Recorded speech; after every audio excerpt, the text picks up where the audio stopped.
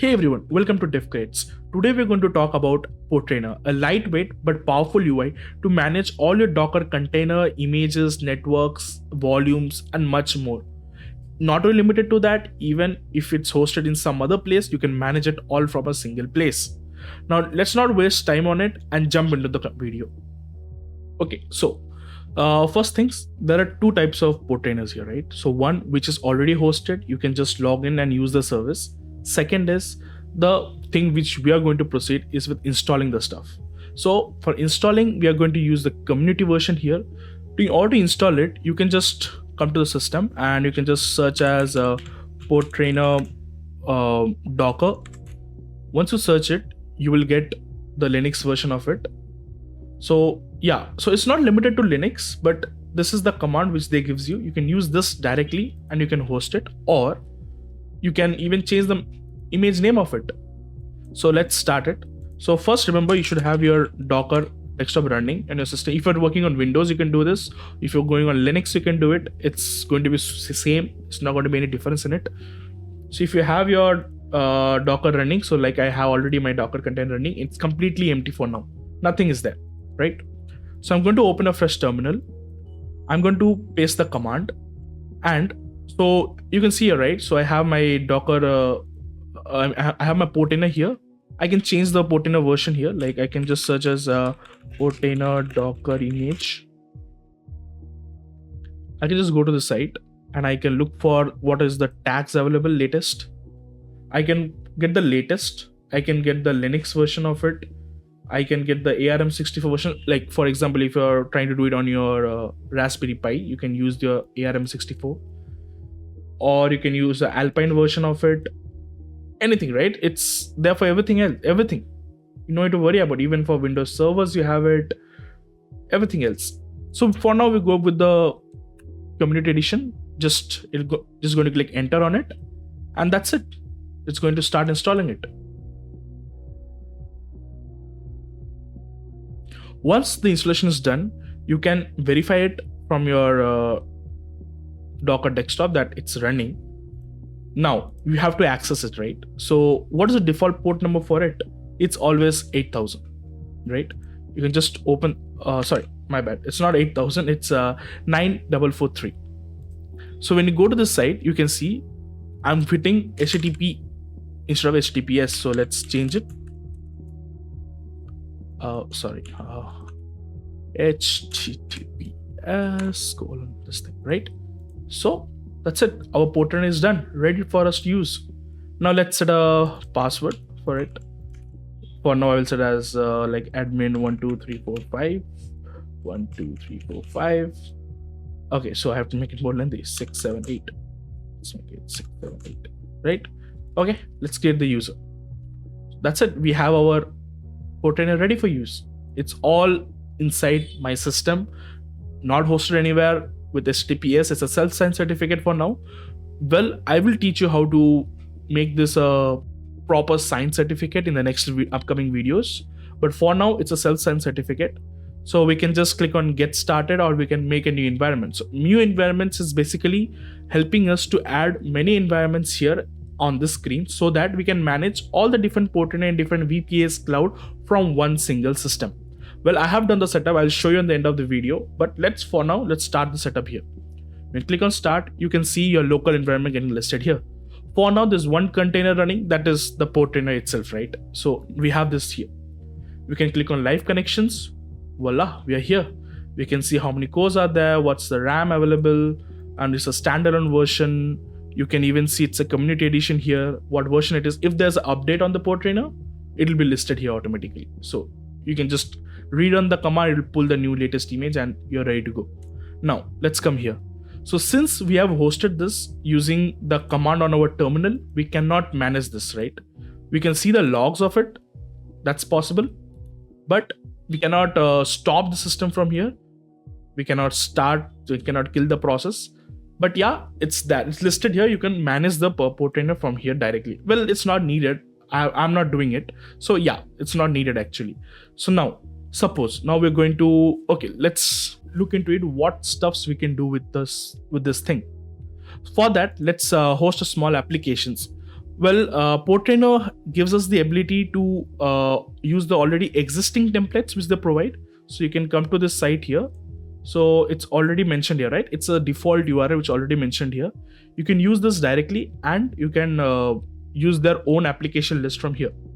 Well, there are other application lists which I will list it down in the description below. You can use those, replace it with that, and you will have more application there. For now, let's try to host something from here. Maybe anything, right? So let's try with we have a file browser here. Let's try with the file browser.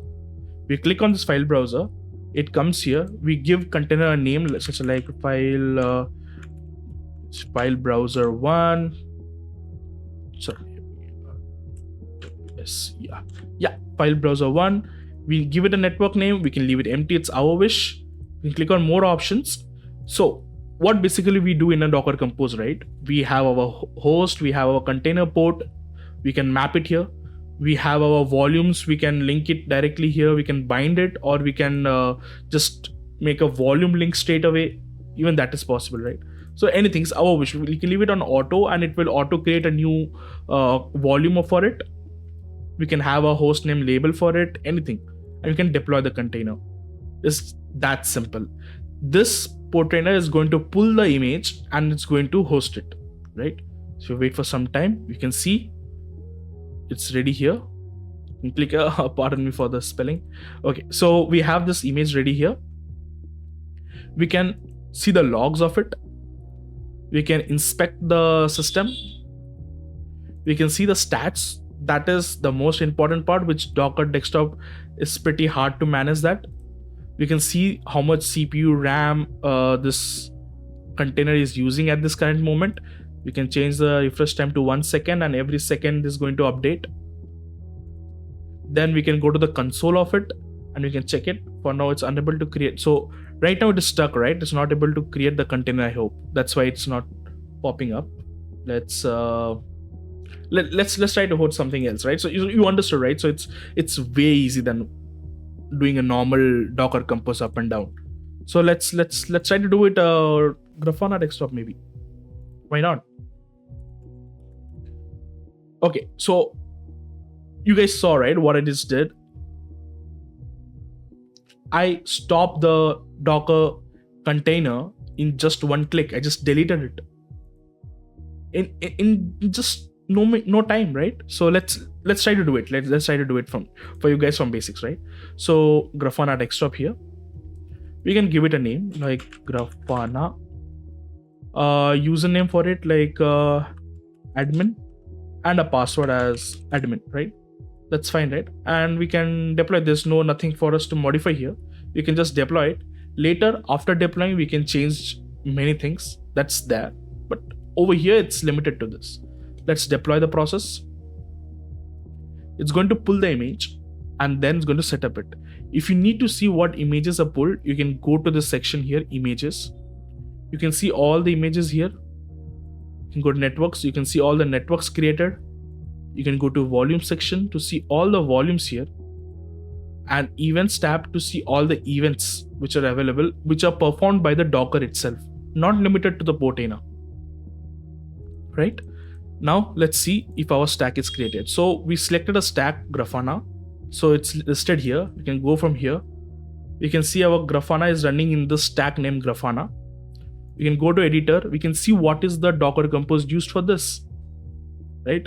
We manually did not edit anything, but if you want, we can change it and then we can update the stack. That's possible. But for now, let's go into it.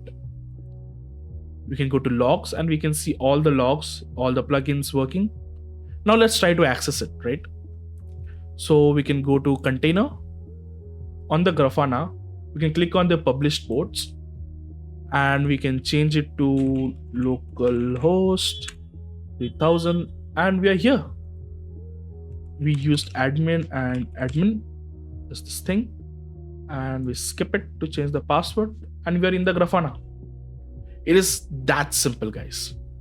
We can host, we can create any containers, any number of containers using Portainer itself, and we can manage it. Now let's see, which we were not able to see that, right? Let's see the stats of the system, how much it's using, right? So it's using 0.4%. We can manage it totally from here. We can see what is the process ID of it and how much it's used, everything else. Now suppose, for example, we are good enough with it. Now we want to stop it and delete it. You can just click on the Grafana. Let's stop it, for example. We don't want to use this container for now, okay, right? We'll stop it.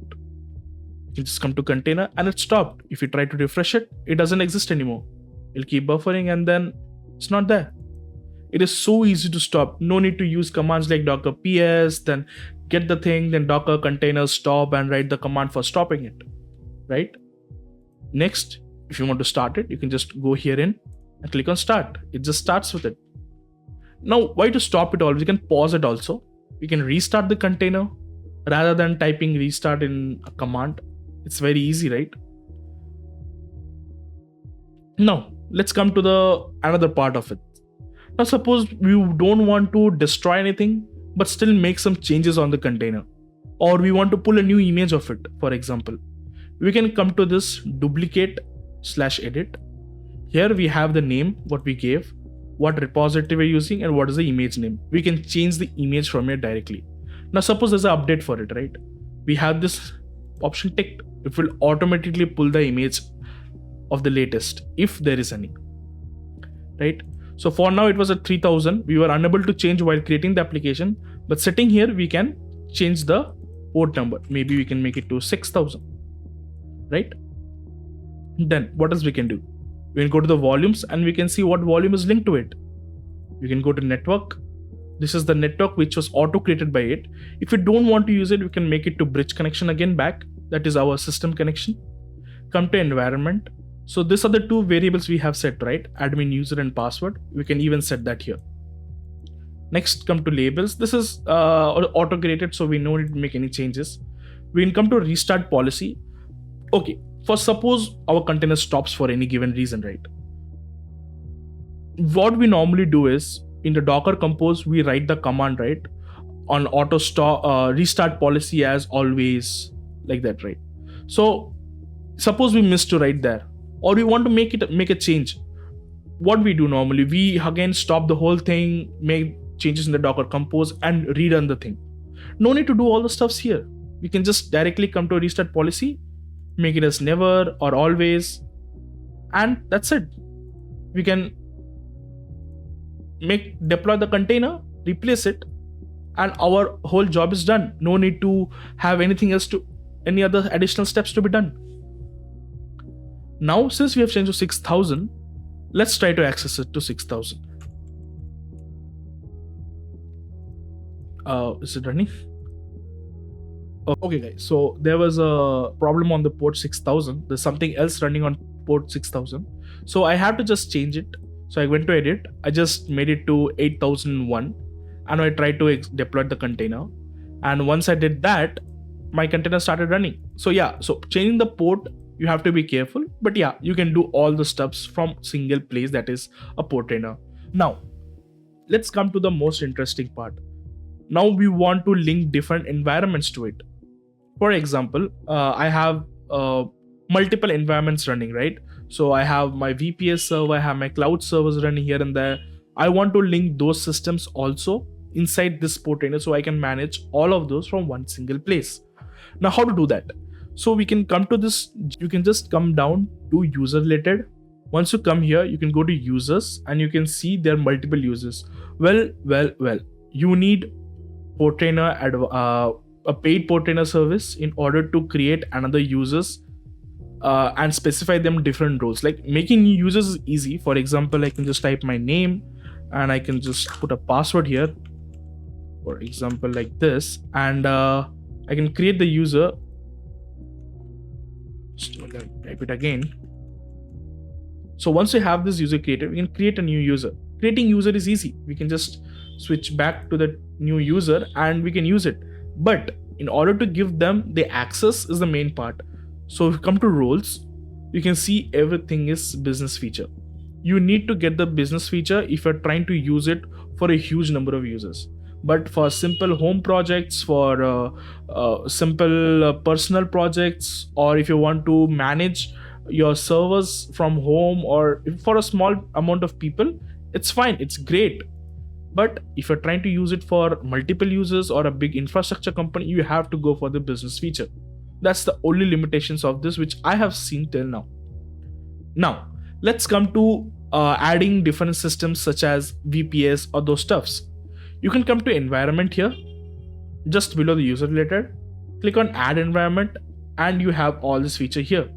Now suppose you're running a Kubernetes cluster somewhere, you just click here, click on start wizard, it will give you the command. Just copy, execute it in the system, and add the environment address here. That's it. Your container will be linked.